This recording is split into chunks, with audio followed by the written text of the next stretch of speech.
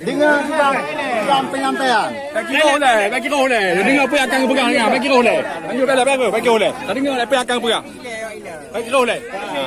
Kak, dapat. Silakan. Silakan. Coba, Pak, coba.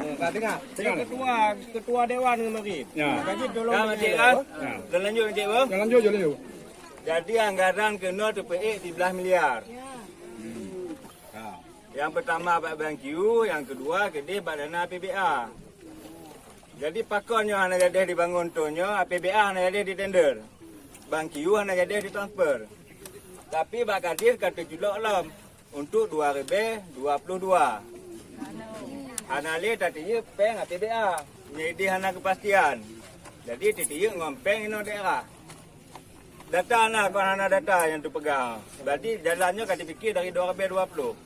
Nyampak Pak Kadis nak gebar data usulan untuk 2020 sah.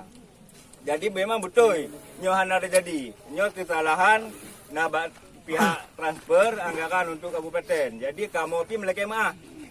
Pakai le beli le tak? Di lagi yo, bek teo. Ni ja.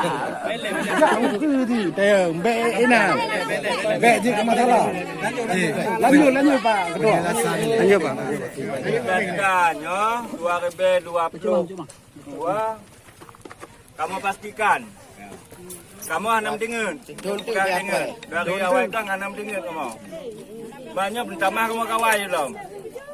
Jadi anak le memikirkan anggaran transfer. Anggaran yang ada di kabupaten juga pejak. Karena pos anggaran di kabupaten beda-beda. Nah, pos anggaran dari A, nah pos anggaran dari B. Nyo usahakan mencok pos anggaran yang bisa pasti. Jadi memang nyotonnya pakibar mentok nyotonnya kamu ada kemah hana mungkin sanggup kamu penuhi. Tapi nyontok tu 2022 kamu pastikan kamu akan berjuangkan.